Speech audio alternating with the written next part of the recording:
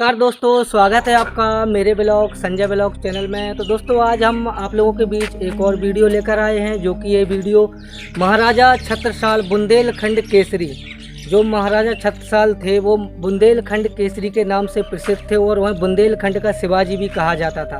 तो मेरे पीछे आप लोग देख रहे हो जो बुंदेलखंड केसरी की समाधि है, जो यहाँ पर उन्होंने अपनी उनकी समाधि बनाई गई है। जब उन्होंने अंतिम सांस ली थी तो उन्हें यहाँ पर उनकी समाधि बनाई गई थी। तो दोस्तों मैं इसके बारे में आप लोगों को बता दूं, ये जो समाधि है यहाँ बाजीराव पेशवा प्रथम ने 1733 ईस्वी में इसका कार्य प्रारंभ किया था, जो कि संपूर्ण रूप से नहीं करवाया था। उसके बाद जो सायगढ़, यहाँ बुंदेलखंड में ही सायगढ़ नामक एक रियासत हुआ करती थी, वहाँ के राजा बखत बली ने इसका निर्माण करवाया था और उन्होंने भी पूरी तरीके से इसका निर्माण नहीं करवाया था। जो ये समाधि है अष्टकोणीय समाधि, आप लोग देख सकते हो। ये जो इसमें 8 गुम्मद है ऊपर दोस्तों, तो ये जो गुम्मद वगैरह हैं पूरी तरीके से संपूर्ण कार्य नहीं इनका हुआ है। तो आप लोगों को मैं बता दूं, जो ये महाराजा छत्रसाल हुआ करते थे, अपनी बचपन की आयु में ही इन्होंने एक शेर के मुंह से एक बच्चे को बचाया था। तभी से इनकी माँ ने बोला था कि आप ऐसे सूरमा वीर बनना जो अपने बाप की तरह। इनके जो पिताजी थे वो चंपत राय नाम उनके पिताजी का था, वो बहुत बड़े योद्धा थे और बुंदेलखंड में उन्होंने कई लड़ाइयाँ लड़ी हैं, और वैसे ही बनना तुम। तो उनकी माँ की बात सुनकर महाराजा छत्रसाल के मन में एक विचार आया कि हम भी अपने पिताजी की तरह बहुत महान योद्धा बनेंगे, और उन्होंने वो शपथ ग्रहण कर ली। तब से उनके एक युद्ध हुआ, जो औरंगजेब हुआ करता था, मुगल काल शासक जो औरंगजेब था, उन्होंने बुंदेलखंड क्षेत्र पर आक्रमण करके इनके माता पिताजी वहाँ पर युद्ध के दौरान उनकी मृत्यु हो गई। तब से महाराजा छत्रसाल बहुत उदास रहने लगे और वहाँ से फिर वृंदावन चले गए, जहाँ पर उन्होंने अपनी शिक्षा ग्रहण की। और उसके बाद आने के बाद उन्होंने मन में इतना विचार आया, इतने उदास हो गए कि मम्मी पापा ख़त्म होने के बाद जैसे एक बच्चा परेशान हो जाता है, उसी तरीके से हमारे महाराजा जो छत्रसाल थे वो परेशान हो गए। फिर उसके बाद उन्होंने मन में ठानी तो वो राजस्थान चले गए। वहाँ की रियासत में उन्होंने मंत्री पद ग्रहण किया और वहाँ पर काफ़ी लड़ाइयाँ लड़ी और वहाँ पर जितवाया। एक बार औरंगजेब की सेना के साथ मिलकर इन्होंने युद्ध किया और वहाँ पर इनकी वजह से विजय प्राप्त हुई। उसके बाद जो मुग़ल शासक था औरंगजेब, उसके यहाँ पर पहुँचे तो उन्होंने पूरा विजय का श्रेय अपनी मुग़ल सेना को दे दिया, और बुंदेलखंड के जो महाराजा छत्रसाल थे और जो राजस्थान की सेना थी उनको कुछ भी ये बोल दिया उनसे कि अगर हमारे मुग़ल सैनिक ना होते तो आप लोग मारे जाते। तब से महाराजा छत्रसाल के मन में मुग़लों के खिलाफ विद्रोह उठा और इन्होंने वहाँ से अपने जहाँ जन्म स्थल है बुंदेलखंड, यहाँ के लिए कूच किया और ये यहाँ बुंदेलखंड में आके इन्होंने अपनी सेना बनानी स्टार्ट की। उस समय पर इनके पास ना तो कोई राजधानी थी, ना इनके पास धन था। तो दोस्तों ये काफ़ी परेशान थे। तो इन्होंने जो जेवरात वगैरह इनके थे, उन्होंने वो जेवरात बेच करके कुछ सेना इकट्ठी की, कुछ घोड़े वगैरह खरीदे। उसके बाद इनके पास 25 सैनिक और एक खुद रहे। तो इन्होंने एक यहाँ से बगल में ही एक गढ़ हुआ करता था, उस पर इन्होंने विजय प्राप्त की और काफ़ी सारा धन इकट्ठा कर लिया। उसके बाद इन्होंने अपनी सेना काफ़ी ज़्यादा मात्रा में बढ़ा ली। फिर उसके बाद इन्होंने जो मुग़ल शासक थे उनके ऊपर चढ़ाई कर दी और इन्होंने मुग़ल शासक जो औरंगजेब था उस पर विजय प्राप्त की, और हमारे मध्य प्रदेश के बुंदेलखंड क्षेत्र के बुंदेल केसरी के नाम से विख्यात हो गए। तो दोस्तों ऐसे प्रतापी राजा की ये समाधि है जो मेरे पीछे बनी हुई है।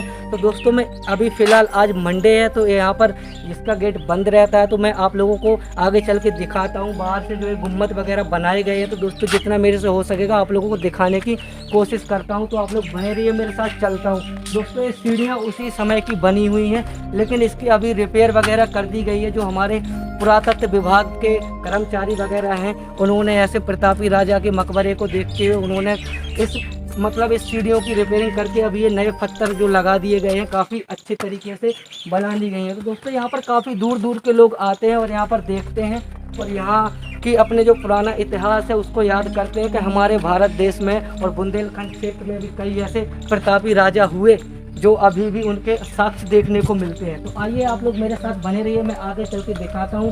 सामने ही मेरे आप लोग देख सकते हो ये जो मेन द्वार है, यहाँ से समाधि के अंदर जाने का रास्ता है और द्वार है, यहाँ से अंदर जाते हैं। तो आप लोग क्लियर देख सकते हैं यहाँ पर आज ताला लगा हुआ है, क्योंकि हम लोग अंदर अब जा नहीं सकते हैं। तो आप लोगों को मैं अब यहाँ तक आए हैं तो आप लोगों को इतना तो दिखा दूँ। आप लोग ये पिलर टाइप के, 2 पिलर टाइप के देख रहे हो, काफ़ी भव्य नज़ारा दिखता है यहाँ का। तो गाइस मैं आप लोगों को बता दूं, ये जो खिड़की टाइप की बनी हुई है, यहाँ पर पहले मिसाइलें वगैरह जलाया करते थे। पहले लाइट की व्यवस्था तो होती नहीं थी, इसलिए यहाँ पर एक जाली नुमा देख रहे हो, यहाँ पर मिसाइलें वगैरह रखते थे। और एक ये जो जाली आप सामने देख रहे हो, ईंट और पत्थर चूने से बनाई गई है हवा लेने के लिए। तो आप लोगों को इस साइड चल के मैं दिखाता हूँ पीछे का नज़ारा, तो आप लोग मेरे साथ बने रहिए। चलता हूँ मैं आप लोगों को आगे का नज़ारा भी दिखाता हूँ। तो दोस्तों आप लोग देख सकते हो, पहले यहाँ पर भी एक तो गाइस इस ब्लॉग में मैं आप लोगों को ये दिखाना चाहता हूँ कि जो हमारे बुंदेलखंड के प्रतापी राजा बुंदेल केसरी के नाम से विख्यात हुए, उनकी समाधि स्थल है। आगे चल के और दिखाता हूँ आप लोगों को। तो गाइस आप लोग देख सकते हो, अभी ये जो पुरातत्व विभाग ने यहाँ जैसे कोई दर्शनीय स्थल है देखने को आते हैं तो बैठने के लिए यहाँ पर व्यवस्था वगैरह कर दी गई है। तो आप लोग यहाँ पर आ सकते हो और देख सकते हो और अच्छी तरीके से। और दोस्तों आप लोगों को बता दूँ, इस मकबरे में टोटल 3 द्वार हैं आज के टाइम पर। तो अभी आप एक देख सकते हो, ये द्वार भी बंद है पूरी तरीके से।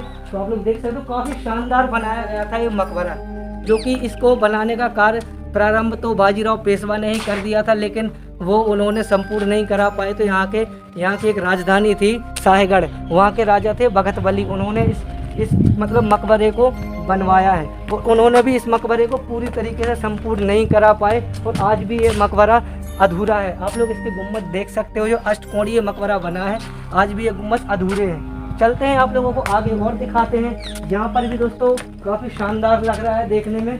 तो फिलहाल हम आप लोगों को बाहर का ही नज़ारा दिखा सकते हैं, क्योंकि गाइस अंदर तो हम लोग जा नहीं सकते क्योंकि आज बंद है। तो पीछे चलते हैं, जहाँ पर महाराजा छत्रसाल का घोड़ा था, उनकी समाधि है। कुछ कहा जाता है उस समय पर जब महाराजा छत्रसाल ने अपनी अंतिम सांस ली थी, तो कुछ दिनों के बाद उनके घोड़े ने भी अपना शरीर त्याग दिया था। तो वहाँ पर उनके घोड़े की समाधि भी बनाई गई है। तो चलते हैं आप लोगों को आगे दिखाते हैं उनके घोड़े की समाधि भी। आप मेरे साथ बने रहिए, मैं चलता हूँ आप लोगों को दिखाता हूँ। ये इस मकबरे का पीछे का हिस्सा है दोस्तों। आप लोगों को ये समझ में नहीं आएगा कि पीछे का हिस्सा कौन सा है और आगे का हिस्सा दोस्तों, क्योंकि ये अष्टकोणीय मकबरा बनाया गया है और काफ़ी अच्छी तरीके से बनाया गया है। और इसकी बात करें मजबूती की, तो काफ़ी ज़्यादा मजबूत है दोस्तों ये मकबरा। और उसके बाद अब आगे चलते हैं, आप लोगों को दिखाते हैं घोड़े का जो उनका मकबरा है घोड़े का, वो आप लोगों को दिखाते हैं। तो यहाँ पर काफ़ी व्यवस्थाएं बनाई गई हैं दोस्तों, यहाँ से चलने के लिए भी काफ़ी अच्छी शानदार व्यवस्थाएं बनाई गई हैं। तो दोस्तों आप लोग देख सकते हो, एक जाली नुमा जो है अभी बंद कर दिया गया है। अभी का ये यहाँ पर जो आप लोग ईंट पत्थर देख रहे हो, सीमेंट का इसमें अभी कार्य किया गया है, अभी बंद कर दिया गया है। इसके बाद आप लोगों को चलते हैं आगे और दिखाते हैं। तो दोस्तों आप लोग बने रहिए मेरे साथ। और ये जो मकबरा है दोस्तों, काफ़ी पुराना मकबरा है, आज से 300 तो नहीं होंगे दोस्तों, 200 साल पुराना मकबरा है तकरीबन। तो दोस्तों आप लोग यहाँ देख सकते हो, ये इसका घोड़े के सामने ही घोड़े की समाधि उसके सामने का ये पोर्शन है, काफ़ी अच्छा दिखता है यहाँ से। तो सामने ही दोस्तों आप लोग देख सकते हो, यहाँ महाराजा छत्रसाल के घोड़े की समाधि है। तो दोस्तों आप लोगों को उसकी जानकारी मैं वहीं पर जाके दे रहा हूँ। आप लोग आइए मेरे साथ, बने रहिए, चलते हैं आप लोगों को यहाँ से लेकर के।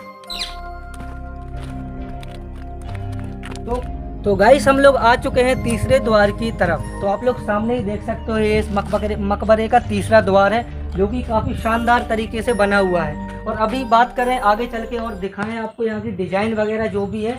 तो ये जो डिज़ाइन है हमारे बुंदेली आर्किटेक्चर के उससे बनाई गई हैं। तो आप लोग देख सकते हो, पुरातत्व विभाग ने अभी इसकी मरम्मत करवा दी गई है, जो कि काफ़ी शानदार मरम्मत करवाई है। तो आप लोगों को दोस्तों मैं दिखा दूँ, क्लियरली गेट बंद है, अंदर हम लोग अगर खुला होता तो आप लोगों को और अच्छी तरीके से दिखा सकते थे। तो हम अगले वीडियो में अब कभी इस साइड आएंगे तो आप लोगों को इसके अंदर का व्यू भी दिखाएंगे। और दोस्तों बात करूँ मैं इस डिज़ाइन वगैरह की, तो आप लोग देख ही सकते हो, उसी समय की डिज़ाइन वगैरह निकली हुई है और इसको अभी कुछ भी नहीं हुआ है दोस्तों।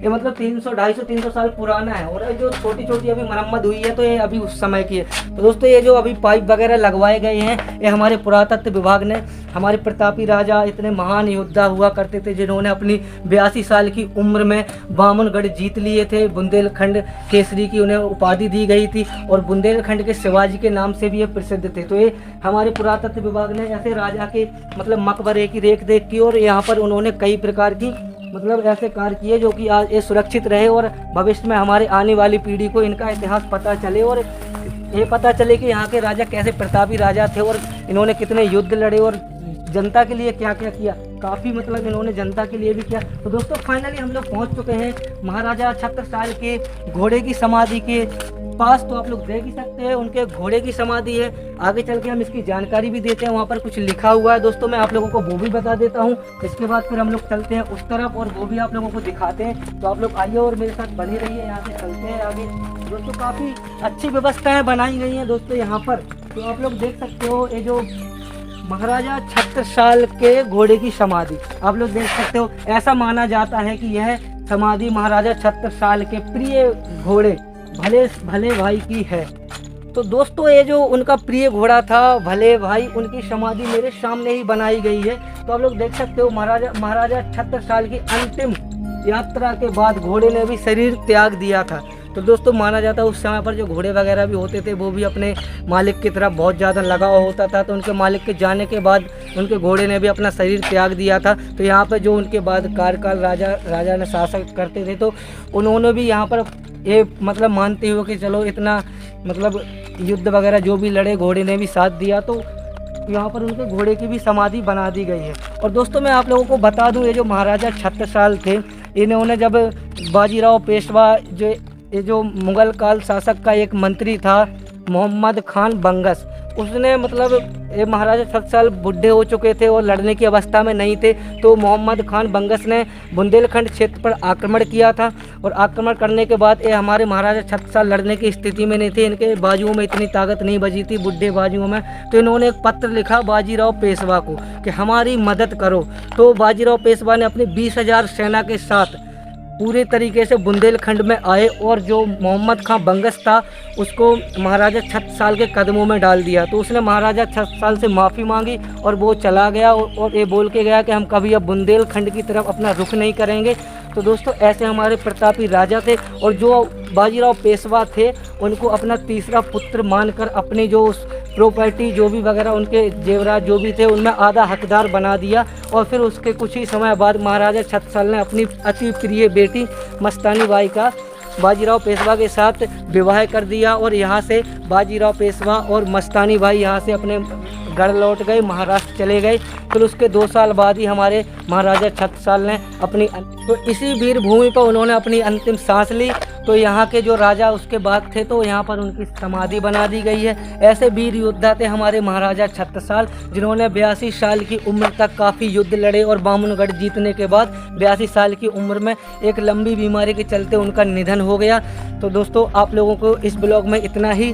जो आप लोगों को पसंद आया हो तो दोस्तों मेरे ब्लॉग को लाइक कर देना और वीडियो को लाइक कर देना दोस्तों, और मेरे चैनल को सब्सक्राइब कर देना। क्योंकि दोस्तों अभी गेट वगैरह बंद थे तो इस वजह से आप लोगों को क्लियर अंदर का नज़ारा दिखा नहीं पाए। तो हमारी कोशिश यही रही कि हम जब अगली बार यहाँ पर आएंगे तो आप लोगों को पूरा नज़ारा अंदर का भी दिखाएंगे। तो अब दोस्तों यहाँ तक आए थे तो मेरा प्रयास यही रहा कि जितना जो कुछ भी मैंने आप लोगों को दिखाया अगर आप लोगों को पसंद आया हो। और तो दोस्तों आप मेरे संजय व्लॉग चैनल को सब्सक्राइब कर देना और अपने दोस्तों में शेयर कर देना। मिलते हैं ऐसे ही कई रहस्यमय किले और रहस्यमय वीडियो के साथ। तब तक के लिए दोस्तों जय हिंद जय भारत। मिलते हैं नेक्स्ट ब्लॉग में। Bye bye.